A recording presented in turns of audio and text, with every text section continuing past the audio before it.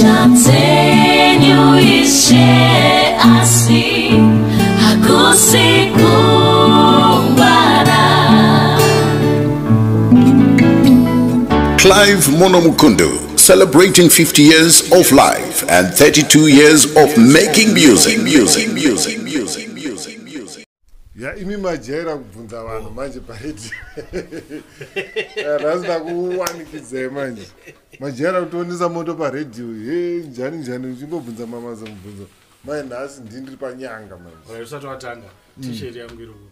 Akuno size yangu. Dzenyu machira akazopera manje.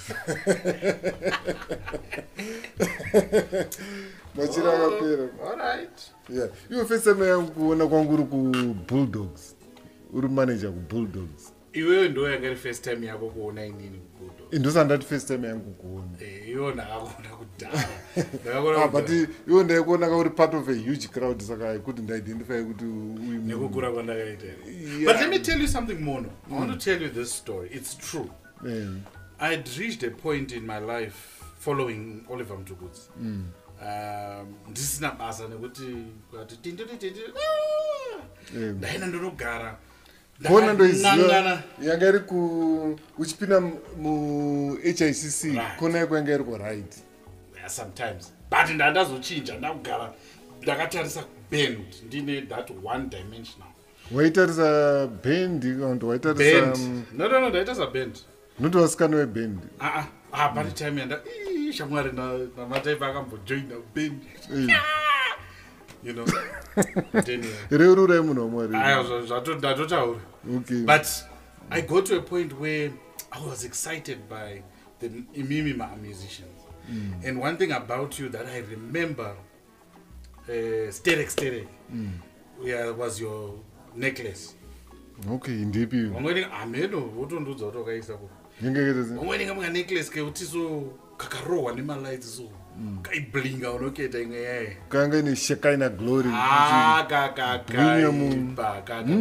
and so it's funny kuti munhu anogona kunekerwa nekano kasina nebasa rezo saka ndokaikunakidza pabhendi kaindisparka. No, that's what made you at that time. And I noticed that you still like black. Waipfeka kana top ya no black yanga iri ngirini ndakaitangira panyaya dzematoes. Because pani patenda matoes maita 6 weeks musina kudzoka kumba. Saka nyaya yekuwacha manje ukapfeka hembe white manje kansina kuwacho dzinooneka tsvina.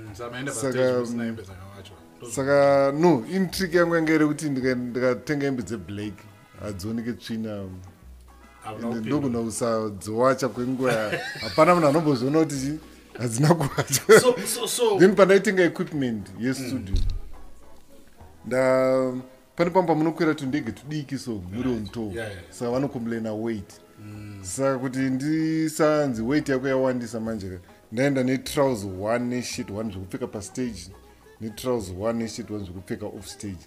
Saka nhasi tikaridza kuNew York mangwana tikaridza kuChicago anoziva kuti ndo zvandakapfeka kuChicago ndiani ndobva pata mangwana taunoridza kuLondon anoziva kuti ndo zvandakapfeka. Saka ndaingochinjanisa hembe mbiri even vanomubhendi hapana kambozoona munhu ari kuchinjanisa hembe mbiri because ndaitira weight pandakatenga tumaspeakers twairema zvekuti saka twaidya space. Saka ndapesa ndazonzi zvinhu zvako zviri kurema bhisa saka ndakabvisa hembe dzese mbva ndadzirasa ndakatoita kutorasa hembe dzandandaenda nadzo vonangofamba. Saka yanga iri strategy. Interesting strategy. So that ndochinja ndaiziva about mono kari kutsenga babrika kari necklace and this signature move. I know a lot of people know you nekufinyama pamagita solo nekamwe kaudhanza kako but there's something about you when you're hitting the right note. Okay. Unoita kunge uri kumedzera mate uchiti kundoonere amene zvaunongoita tarisa kana pamaquarantine jemavo ukarova noti rakunyatsokunakidza chairo amene zvaunongoita so okay kuti ndikayongora unozero ndo zvaunoita chazinazoita check ningirini tarisa amene kamwe yaika look of approval kuti mandionere ndakasota But you are going to Bulldogs, yeah. Ndaona Bulldogs because ndaifarira kumbodya Bulldogs chichichi ndaimbosangana namaband members edu ikoko Bulldogs. Yes. Saka ndongori manager uchitaurisa zvokuti do waitaurisa panazonzwa kuti uri DJ ndati okay musaka munhu ari pacorrect job saka ndaikunyauza. Waitaurisa zvisingaiti kuti munhu anotaurisa manu. What do you mean ndaitaurisa? Waitaurisa non-stop. Ngoita kamushini kekutaura so njingotaura. Then amene muimbi wakamboti haanatsogona kuimba. Hanzi haanatsogona kuimba. Munusha wakandinyandzisa paya. Sa muimbi wacho bhaza pfuura tiri pamaina Ndobvaumudza. Noti waiti munhu haagona kuimba achinatsotaura. If ever I've been embarrassed in my life, ndipapo wakandinyadziza munhu. Atenda timubatsire ka ndinongoti haagona kuimba. Ini ndachiudza iwewe kuti aiwa kana ukazomuono unongomutipirawo pachimusician zvakanaka you know. Ndakataura zvakashata yandangotaura kuti wati munhu haagona kuimba. mazana nchamona But I guess I was right saka. No, ungori right so. Because haasi kuimba zvo. Yeah, haasi kuimba ungori right. Then iwe ndandina Alex Go. Alex Go anga achitaura nyaya yekuti hanzi paakapinda music industry akadzidziswa PR dzemusic, how to speak to DJs, how to speak to vanhu vemanewspaper. Hanzi sort of like zvese zvine etiquette. Saka kunzi uchitipa wapfana munywana achangopinda magitare kuti kana uchiendawo kuradio station kuti music yako iridzwe unotaura sei nemadj besides kutaura navo music yako inopackagwa sei. In fact etiquette dzeudj vapfana kuti vazive kuti munozvifambisa sei kuti music yavo irire paradio. Handisi DJ.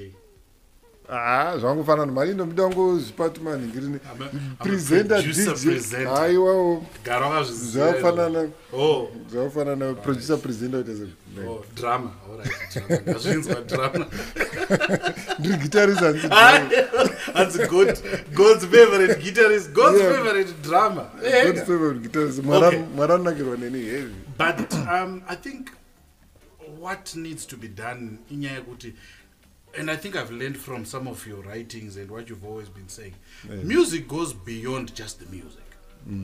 I think music is about the personality around the music. Kuti we likeable, I mean like you know. And it's not ufadza, but I think one thing that you've managed to do is to make yourself likeable, you know, among peers. So how do you make yourself likeable? Spend time. I've always told people, what's the point of investing in an album launch? Muenda this 5-star place, this restaurant. I've always told a lot of musicians, and interestingly they don't take this advice, but it works. My media personalities are ordinary people. We are extraordinarily ordinary. All it takes is just for a musician to just say, hey Tawanda, you know, let's just meet up, you know. Where are your other friends, your Valentine Mabugus, your Tinashe Chisikuses and all that and it. Just talk to us, Takalaksa, just talk to us. Pane we artists wanachona pa YouTube angaitaura kuti hanzi Quincy Jones. Hanzi pane vanhu vakawanda vanomukunda kuridza, vanhu vakawanda vanomukunda orchestration. But chinhu chaanobhita vanhu vakawanda ma-people skills. People skills. Hanzi makes you feel comfortable. Nitongo wakaziva naye for a long time. For a long time. Manje wapfana manje because atengerwa hembe kana kuti ane mari yacho kutenga hembe nikamota oita a good album or thinks it's a good album. Ongoya achita ochindita harazvezvo kuti chichi aiyo ndi-approach zvakanaka. I'm not saying I'm a demigod. But what I'm saying is, and this is the biggest mistake, especially gospel artists. I want to say this. I'm a gospel artist, Anita. Album launch, woitira muchechi.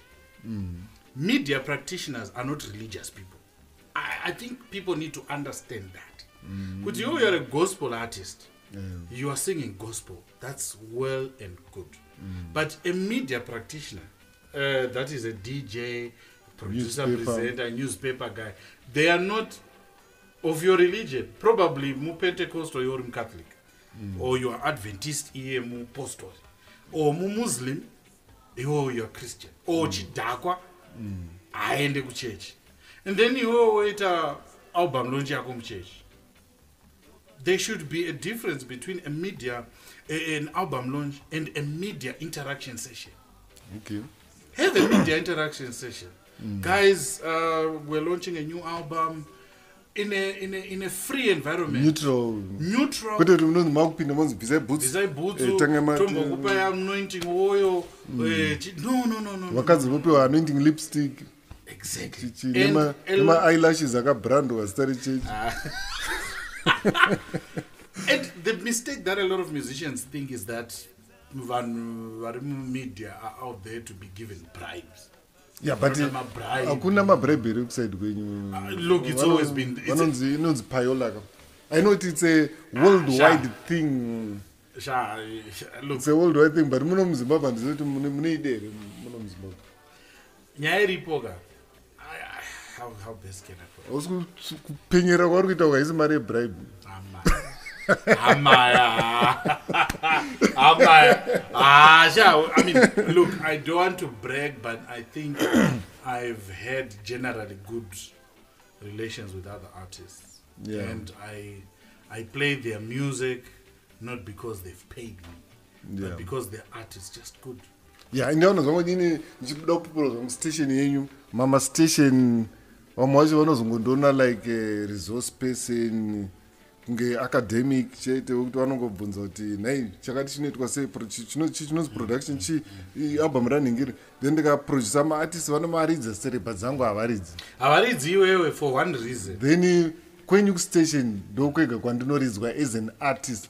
Of course munondishedza muchindibvunzawo a number of things munondishedza but vamwe vese ava manje vanongoridza maartist andinoproducer dzangu havaridzi then wondishedza as a resource person kutsanangura about the music. No, handituke vanhu chotsanangura about the music industry, right, but music yangu havaridzi. I remember one session ndakaendesa ma-CDs angu ese vakazonditiwo for the first time toda mboitawo interview about your music.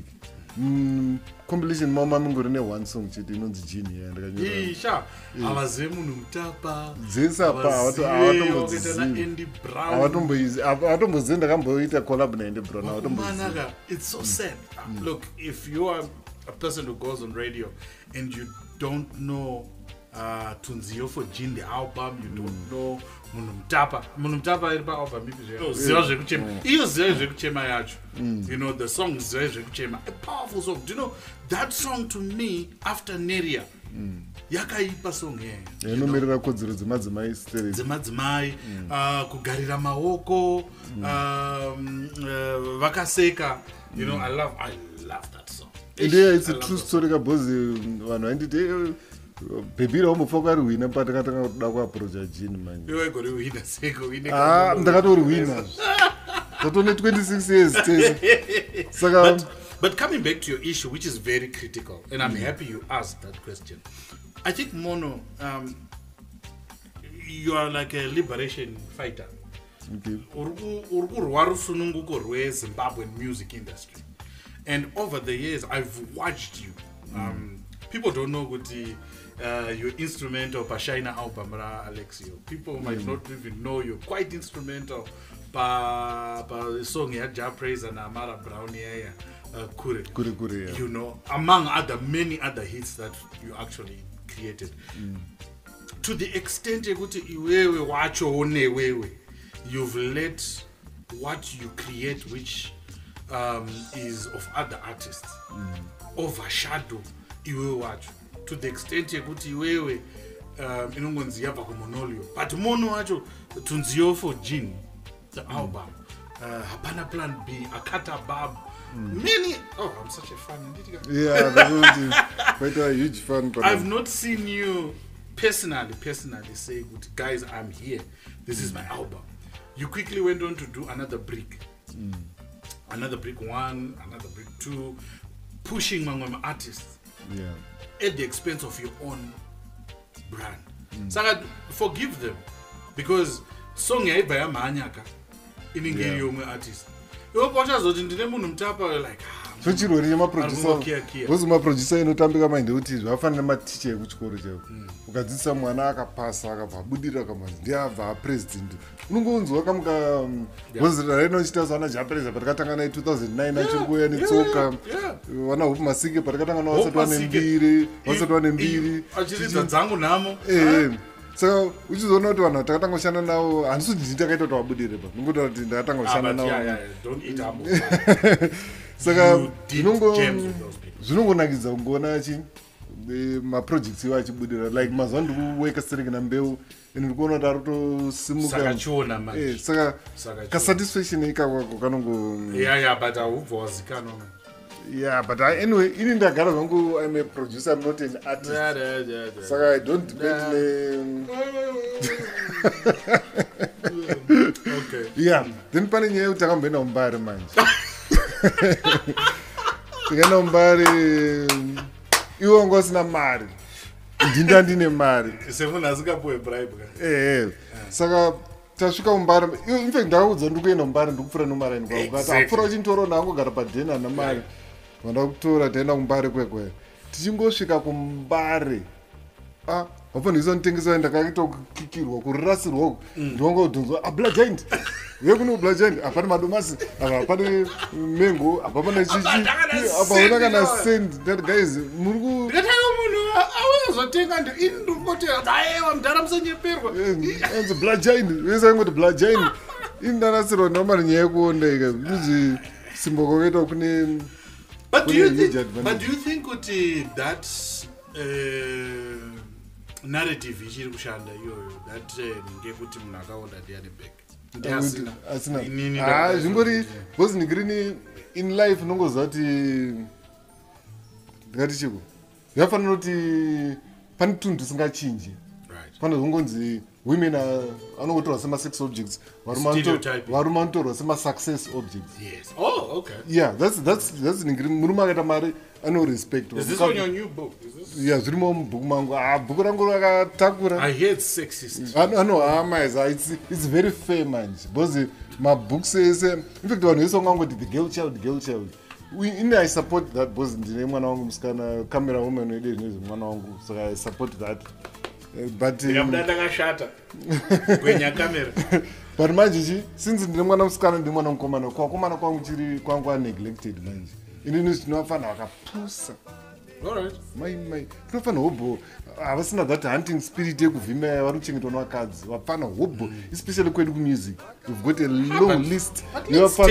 But what's wrong with turning that narrative? What do you think? What do you think? Tine long list yavapana kuti tinowana vachipenya vachiluka nice vari kuchengetwa nevakadzi. Murume unofanira kuita that hunting spirit yekuvhima vakadzi ndo vari kuzviita mahunta kaizvo. Aiwa anotokudza kuti ashamwariyo hautorina kana dhiri I'm the hunter, you're the skinner. Unenge wakapusa ona saka ndo zviri mubhuku manje. Yebhuku tikapusa mfana aiwa ini yekupusa handibvume manje handizondiana kadaro hadzipusa najava anyway hanzandaiona zvangu vhidhiyo yacho but zvonzi munhu apusa handibvume. Uncle epatani vakatoiva kanzi mufana pusa haona kungwarisa so. Okay. Anyway, ndichazoiona zvangu maybe you never know the way akatsanangura naye because chimwe saka iwewe taura from your perspective yekupusa. Point yangu ini ndeyekuti munhu wechirume by nature unofanira kuita ihunter ende pane tumwe tunhu turi natural tisingachinjwe nokuti tamu 21st century. Human nature is primitive. You can never update human nature. Zvinhu zvaiattracta varume kustone age namanje ndo zvichiri kuattracta. Zvinhu zvaiattracta vakadzi varume kustone age namanje still the same thing. Still the same list. Anyway, asi vaita preemptive book, it's about you. Iwo futi it's my ndiri kufanira kubvunza kaiwo haufanira kundibvunza mubvunzo. It's the other way. Hatisi paradio kapana. Tidowana vakangwarisa. Hatidowana vakangwarisa vanhu paradio makangwarisa sere matoita take over. Yeah. Chimwe chinhu ndinoda kubvunza manje a number of radio presenters edu emunomu vane imwe habit yekusada kuridza local music and I don't know kuti havazvinzwisisi here kuti playing music on air it's a national it's national interest because inini ndakatravel ndikaenda around the world and kwese kunana states they don't give time to foreign music ende kuno kuti neabhide kuti hanzi hey global village tichida kuziva but uku they don't care about global village vanoridza music yavo so ndada kuti what's your take on nyaya yemalocal presenters handizondokuisa same bracket here kuti malocal presenter munombojamba music yedu pane mwe wekuamerica amboya muno akatotaura akati hanzi I felt like ndiri kustates pandikaenda nyika yakati kunana Puerto Rico ndaingonzwa dzavo dzisamba ndikaenda DRC ndaingonzwa tiri pachiridzwa rumba pandikuya muno muZimbabwe ndingonzwa music yekuamerica pane mastation angomirira music yekuamerica yekuti pandozitime yekunzi takumbokupai local music aizvi mambotipa local music muri nyika ipi kweimi handiri muri muZimbabwe mambotipa kanguva keZimbabwe music saka pesa pa I'll tell you something, Mono. First of all, whoever is doing that should be arrested. I agree with that. It is law, but it's not 75%. In country, 75 is too low. And 75% yacho. The remainder, 25%, should be between regional and international music. It's not 25. It's not 25% international. American music. Regional and not American for that matter. It's very sad. It's really sad. A lot of people think that we've got so much diversity in Zimbabwe.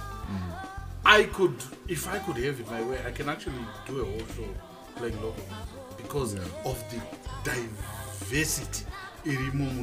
It's sad, like you're saying. Do you know that at some point there was just one program, Yembira, which was just 30 minutes long. The entire week. Apana mbira music apatiri Zimbabwe. And the last time I was following you Shtaura nyaya kuti the Japanese are learning mbira more than our children to the extent yekuti isusu chapezera taenda 20-30 years from now vana vedu vanodzidziswa mbira nemaJapanese for example and ndinozati kudzidza kwavanoita manje vanoya muno mukama iwo kana uchigara kwamuzarabani anonogara ikoko exactly kana uchienda kutsime anomukira achienda kutsime kana uchinorara pafloor anorara pafloor ipapo because they believe kuti music hakusi kungori kuridza is the lifestyle. So it's really sad that there are some people that are not promoting local music. In my heart bleeds when that happens because I believe Kuti, you tell your story the best way you can, and that is through your mother tongue. And do you know the power of media? Because do you know the media, in a power of fungwa brain mako wogofunga ndiwazvifunga. Then ku Germany Hitler paida kuuraya maJews akatanga subsidize maradios. Every household had a radio. And then patanga kufiritira vhangeri rake rekuuraya maJews paradio. Antu muGerman wese angangovenga maJews aingofunga kuti zviri kubva pamwoyo but zvabva pachi just like wrestling. Did you notice kuti mazuva edu wrestling waipesera kuti USA because wainzwa Jim Duggan achiti and the Americans they're very clever wambo not even pamovie pane pamboti kamera inongonangani paflag for no reason one in the Americans ano brainwasha wana wakubvira but entertainment yavo it's not just entertainment and it's like that worldwide hakuna entertainment inongoya just for the sake of Yokozuna igara for the first time Yokozuna akasimdzana Lex Luger ndiye isikana ndiye the strongest aine kandu American flag. So that was a big message. We can prevail over these Japanese. Yeah. So we can prevail over Japan. Saka point yangu ndekuti kupaso kufield yenyu ko vamweni vanazoziva here simba ravainaro so bhozi zvavanotoudzwa nhasi birthday raJay-Z but hamunambobvira matiudzwa birthday raHope Masiki muri kutopusha zita remunhu. That's true. You see, music industry to start with, iyo yacho industry pachayo does not recognize its heroes and heroines. And that is now translated to media. Because ukaona there's a correlation. Media practitioners are not recognized. Ndiudze the media practitioner anogara kuborodo for example, that you can look up to.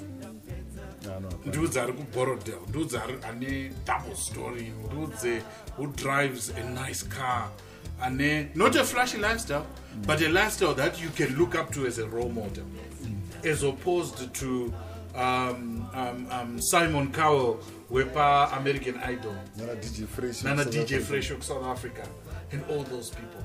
Even corporates, I sort of blame corporates.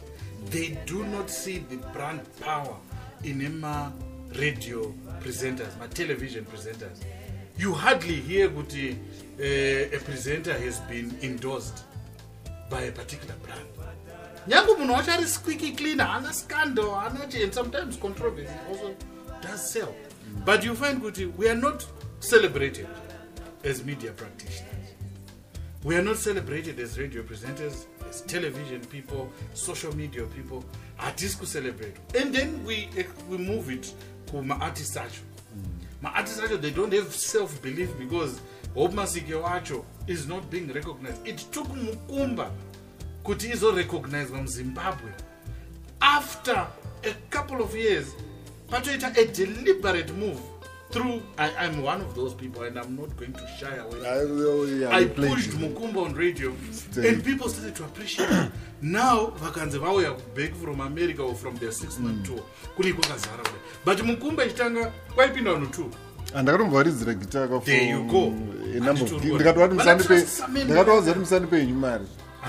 know that pattern. But Mukumba is one of the top 10 bands in Africa.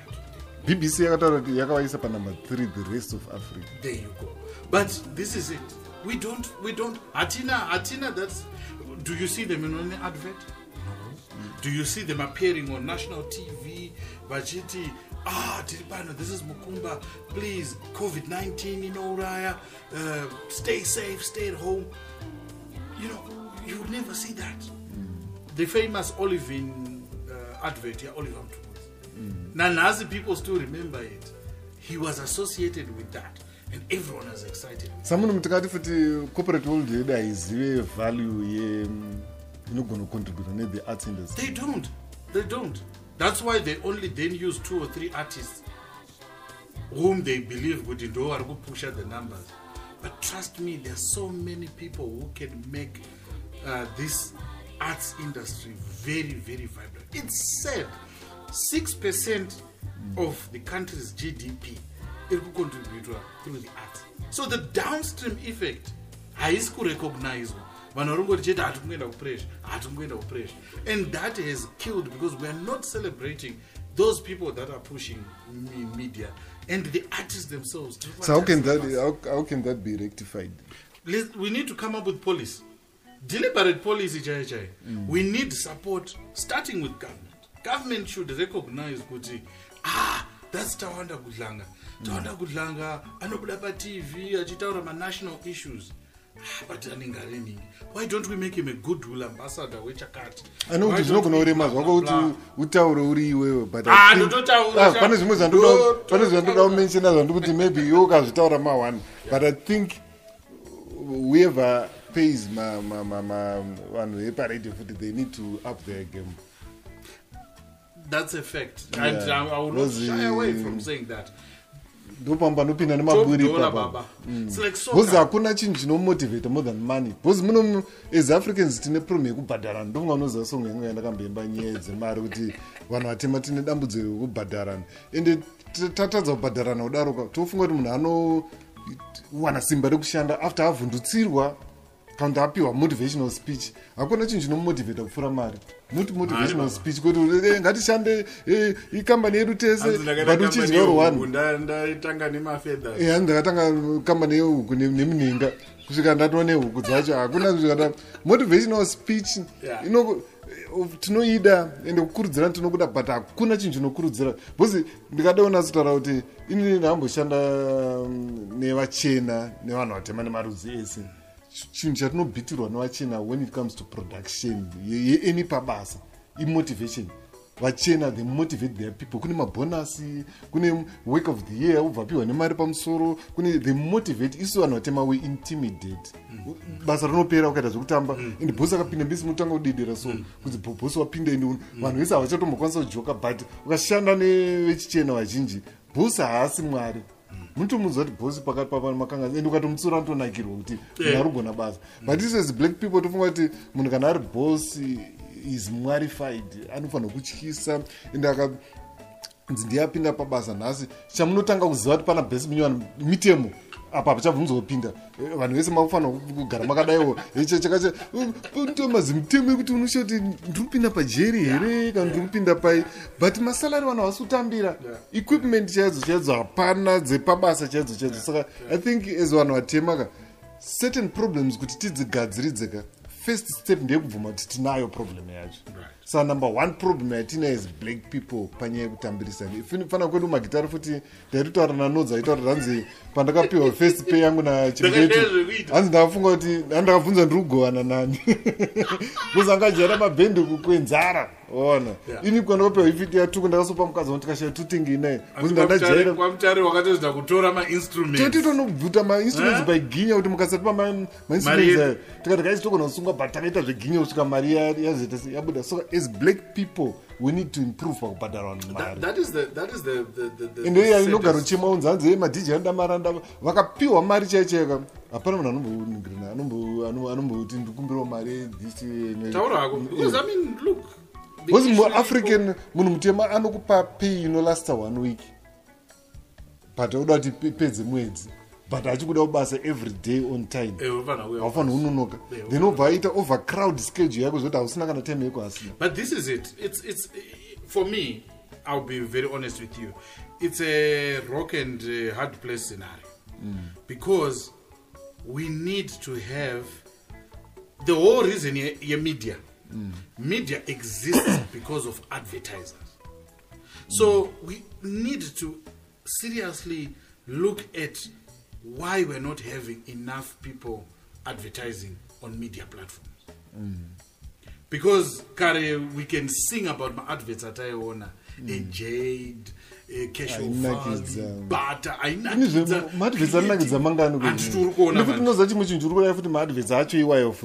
nyekuti vanhu vangotsvaga munhu ari easy kubhadhara anodhimanda mari shoma. There you go. Bhozi munhu anogona wese ukabhadhara nzungu unoshandurwa nemakonzo. So this is it. So if people are not advertising, then it means those media platforms hachakwanisa kuwana revenue. And one of the ways of revenue is through advertising and then in turn pay one. Then revenue yacho kana yachirekedzebva mapa CEO mari yese. Ndoimwe problem yamunoita kuti munova mapa CEO mari yese nemari yekujimu nemari yemusikana webasa nemari yenhingiriro. Kana tiri kutamba nhamo ngatitambe nhamo tese. Yeah, pakaipa. Haipa pakaipa. I think now the way I've seen it, it's in waves, and it's also with individuals. It's also with individuals really, because I've also seen some managers who really are not about that. To be honest with you. But like you're rightly saying, kuti munhu anenge ane entitlement continue kamdara you need to find usiyana ndiri big boss kana you can do mono. So ino zvekuradio music makuitambira sei since kune COVID? Music, there's always been there's always been a library. You can send music via WhatsApp. The librarian ndiye anenge achireceive music. Saka you can send via WhatsApp, you can send your CD. I mean, yes, COVID is there, but there are precautions. Because I'm parade, I'm charging my CD. No.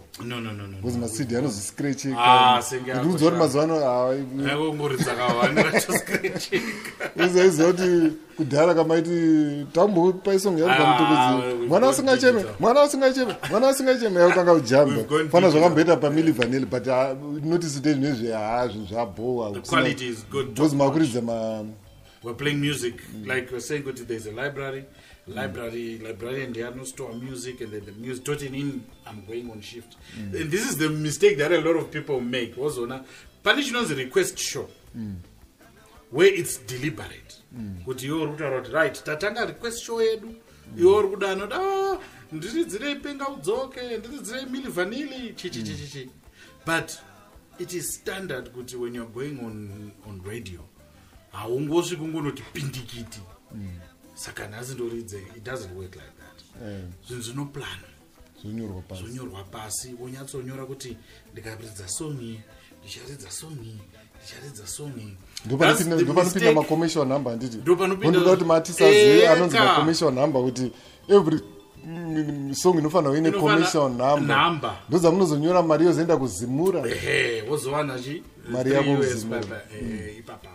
saka yo it means since usingazikani awafana utombona kana chini. Ndokutambira kuzimura ndotambira. Uzimura ndotambira. But the point is music awungopindi in studio. You're just playing music. It's you plan good in my first hour, like for example on my shift which is coming on Saturday from 6 p.m. to 9. The first hour is 100% local music. And then the second hour is African music. And then the third one doing a request. International music request. But not international cheta. Well, unfortunately, the way that they've programmed it there, unfortunately, it is such that it's a request. Yeah, I think it's a mixed bag. But definitely in the first hour, it's local. Not request, but that in that we've sat down and said, but it okay.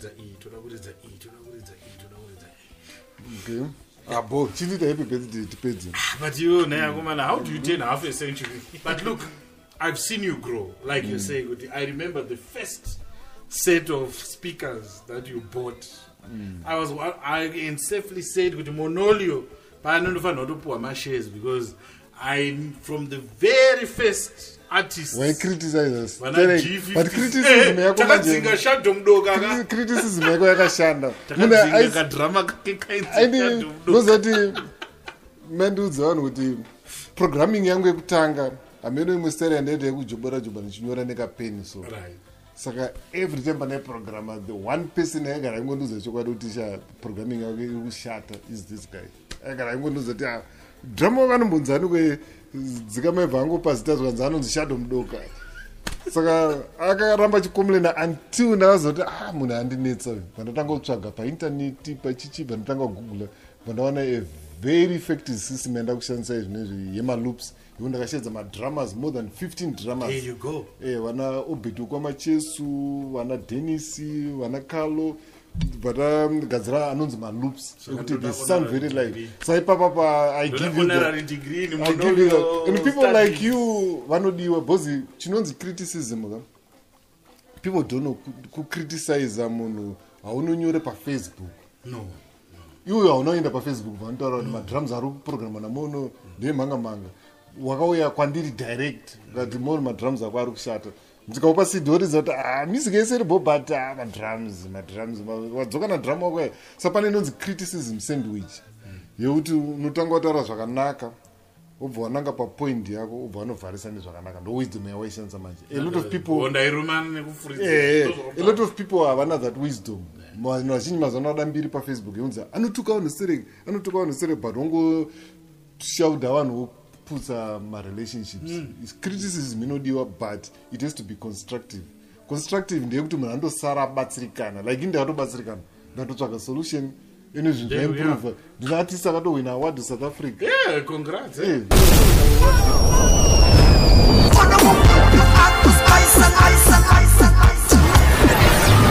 Monolio Studio, the harmony of quality and professionalism.